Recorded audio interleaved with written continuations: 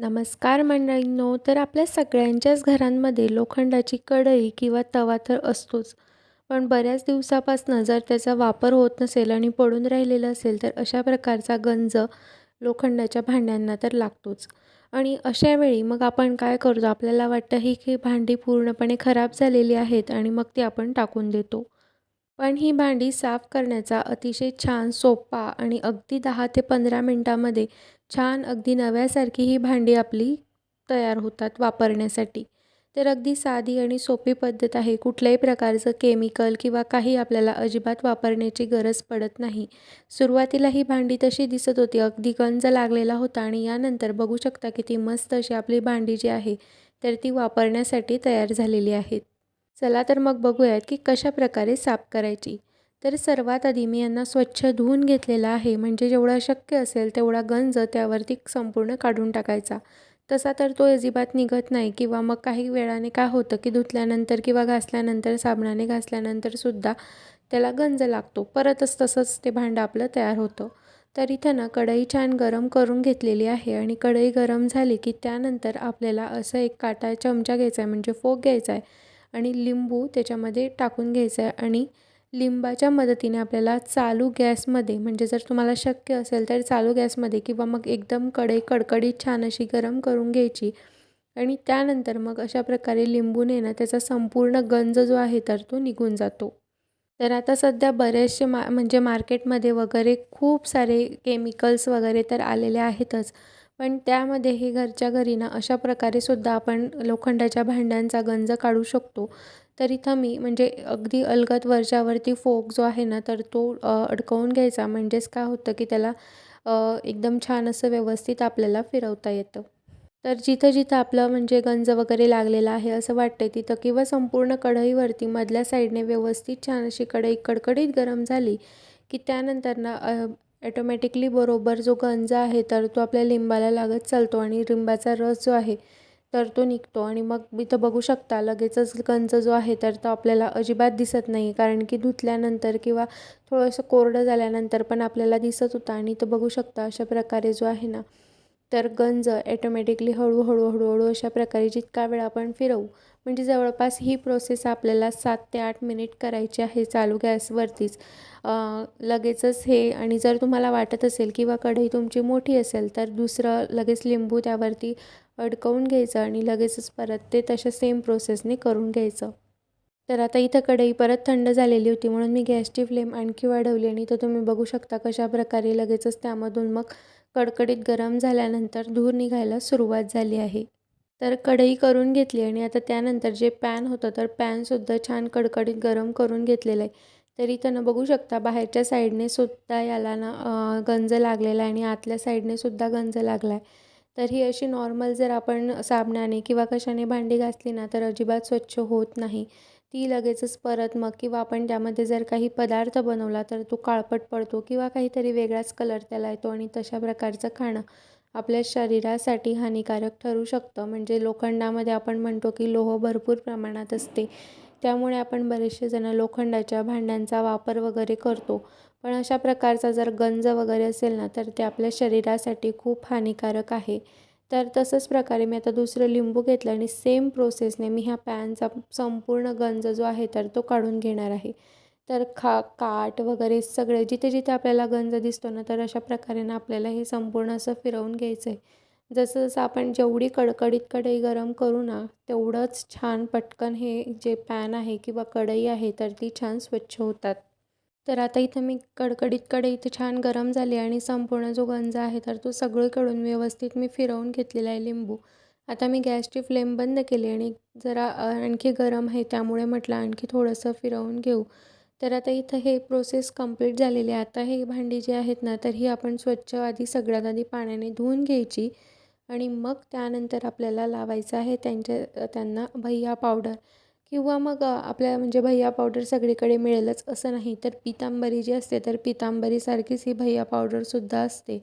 तर ही याने आपल्याला यांना घासून घ्यायचं आहे. म्हणजे आपण जी तांब्या पितळाची भांडी वगैरे घासण्यासाठी छान स्वच्छ करतो ना, तर त्या प्रकारची पावडर जी आहे, तर ती आपल्याला यांच्यासाठी वापरायची आहे. तर याने काय होतं, की भांडी छान स्वच्छ होतात, गंज वगैरे तर आपल्याला याचा संपूर्ण निघालेला आहे. पण तरीसुद्धा याने जर घासलं ना तर आणखी खूप छान स्वच्छ होतं. पण हो, यानंतर घासल्यानंतरसुद्धा ना आपल्याला जे साबणाने वगैरे आहे ना, तर त्याने सुद्धा घासून ठेवायचं आहे. तर इथं ना मी हे सगळं कढई जी आहे तर ती बघू शकता थोडंसं जोर लावून मी इथं घासून घेते.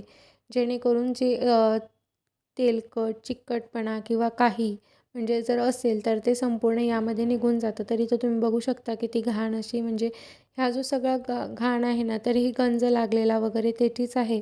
जी की आपण लिंबू वगैरे चोळल्यामुळे काय होतं की लवकर निघायला मदत होते. असं जर आपण केलं ना तर अजिबात होणार नाही.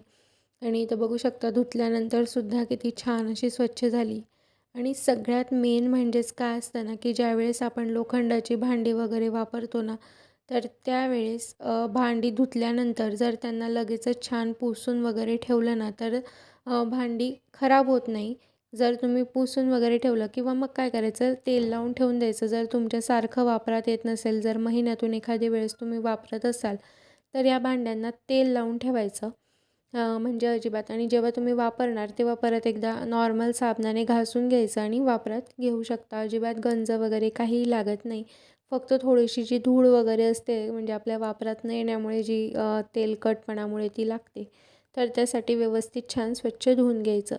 तर इथं सगळ्यात आधी बघू शकता जेव्हा मी घासलं तर तेव्हा खूप घाण निघाली आणि आता इथं अजिबात जास्त काही घाण वगैरे निघाली नाही. तर खालून वरतून दोघी साईडने मी व्यवस्थित हे असं छान घासून घेते. तर आता इथं मी कढई तर घासून घेतली. आता सेम प्रोसेसने मी इथं ना जे दुसरं पॅन आहे ना, तर ते पण व्यवस्थित छान असं घासून घेते. जेणेकरून ते सुद्धा छान स्वच्छ होईल. कढईपेक्षा नाही या पॅनला जास्त म्हणजे खूप जास्त असं खराब वगैरे झालेलं होतं. तर त्यासाठी नाही ते बघू शकता सेम प्रोसेसने मी सगळं घासून घेते. खरं तर आपण अगदी 1-2 वेळेस हात फिरवल्यानंतर एवढ्या इझिली जे आहे तर ते पॅन स्वच्छ होत नाही नॉर्मली ह्या पावडरने वगैरे पण. पण आपण लिंबूने वगैरे सगळ्यात आधी ती प्रोसेस केली ना, तर त्यामुळे एकदम झटपट असं हे स्वच्छ होतं आहे. अगदी हलक्या हाताने जरी तुम्ही हे सगळं घासून घेतलं ना, तरी छान स्वच्छ होत आहेत. बघू शकता इथे व्हिडिओमध्ये तर तुम्हाला दिसतच असेल. तर सेम प्रोसेसने मी हे पॅनसुद्धा छान असं स्वच्छ करून घेते. तर इथं तुम्ही बघू शकता 2 वेळेस छान घासून वगैरे घेतलं आणि इथे पॅनसुद्धा आपलं किती स्वच्छ झालं आहे कारण की आणि कढईसुद्धा अगदी एकदम चकाचक अशी झालेली आहे आणि जर आपण आता यांना काय करायचं आपण नॉर्मल घासणीने म्हणजे आपण जो भांड्यांसाठी साबण वगैरे वापरतो ना, तर त्याने सुद्धा याला वरतून घासून घ्यायचं म्हणजे एकदम वापरण्यासाठी तयार अशी ही आपली भांडी तयार होतात. म्हणजे याच्यामध्ये कुठल्याही प्रकारचं केमिकल वापरलं जात नाही किंवा काही नाही. नाहीतर आता सध्या ऑनलाईन प्रोडक्ट किंवा कशावरती ना अगदी 5 मिनिटामध्ये वगैरे ही भांडी स्वच्छ होतात. तर ते जे आहेत ना, तर ते आपण जे हे भांडी असं जेवण्यासाठी वगैरे वापरतो, त्यामुळे ते अजिबात योग्य नाही आहे. अशा प्रकारे लिंबूच्या मदतीने तुम्ही घरच्या घरी एकदम मस्त अशी ही भांडी वापरण्यासाठी तयार करू शकता. जर गंज वगैरे लागलेला असेल तर. तर सेम प्रोसेसने जर तव्याला वगैरे सुद्धा गंज लागलेला असेल ना, तर तो सुद्धा तुम्ही अशाच प्रकारे करून घेऊ शकता. आणि इथं बघू शकता अजून आणखी घासल्यानंतर सुद्धा किती छान स्वच्छ होते. आणि आता इथं पॅनला सुद्धा सेम प्रोसेसने मी बघू शकता तसंच साबणानेच घासून घेते. जसं आपण कढईला केलं तशाच प्रकारे. तर कढई आणि पॅन दोघीसुद्धा तुम्ही बघू शकता किती छान अशी स्वच्छ झालीत. जर नॉर्मल आपण सगळ्यात आधी फक्त साबणाने वगैरे जर घासून घेतलं असतं ना, तर अजिबात स्वच्छ वगैरे काहीही झालं नसतं. तेवढ्यापुरती जे वरच्यावर जो गंज वगैरे लागलेला असतो ना, तर तो थोडासा निघतो. पण संपूर्ण जो आहे तर तो निघत नाही. या सगळ्या 3 स्टेप जर केल्या ना तुम्ही, तर अजिबातही तुमच्या भांड्यांना परत गंज वगैरे काही लागणार नाही आणि अगदी सोपी, साधी, सरळ पद्धत आहे. आणि जर तुम्हाला वाटलंच की हे थोडंसं होतं आहे काहीतरी, तर फक्त जर तुम्ही लिंबू आणि त्यानंतर नॉर्मल साबणाने जरी ही भांडी घासून घेतली ना, तर एकदम छान अशी ही भांडी आपली वर्षानुवर्षे राहतात. आता पॅनला ना बाहेरच्या साईडने सुद्धा गंज लागलेला होता, तर तो सुद्धा व्यवस्थित छान स्वच्छ झालेला आहे. आणि लोखंडाची भांडी शक्यतो छान वापरून वगैरे किंवा धुवून झाल्यानंतर ना अगदी थोडंसं नॉर्मल त्यांना जरी आपण पुसून घेतलं ना, तर त्यांना गंज अगदी 80 ते 85% लागण्याची शक्यता तर कमीच होऊन जाते. त्यामुळे ही एक स्टेप जसं की आपण तांब्या पितळाची किंवा स्टीलची डबे वगैरे घासल्यानंतर आपण त्यांना लगेचच पुसून घेतो, त्यांच्यावरती डाग वगैरे पडतात त्यामुळे. तर तशाच सेम प्रोसेसने आपण यांनासुद्धा जर केलं ना, तर ही भांडी खराब वगैरे काही होत नाही. आणि जर तुम्हाला नेहमी रोज वापरात किंवा आठवड्यातून एकदा वगैरे वापरात येत नसतील, तर यांना अगदी थोडंसं आपलं खायचं जे तेल असतं ना, तर ते सुद्धा तुम्ही लावून घेऊ शकतात. तर अशा प्रकारे इथे आपली दोघी भांडी म्हणजे कढई आणि एक पॅन किती छान असे स्वच्छ झालेले आहेत. तुम्ही आधीचा आणि नंतरचा सुद्धा लूक बघितलाच आहे. तर तुमचीसुद्धा जर घरामधली भांडी वगैरे अशी काही झाली असतील ना, तर एकदा नक्की करून पहा. आणि व्हिडिओ आवडला असेल तर लाईक करा, शेअर करा आणि चॅनलवर नवीन असाल तर सबस्क्राईब करा. तर भेटूया पुन्हा अशाच एका छानशा नवीन व्हिडिओमध्ये. तोपर्यंत बाय.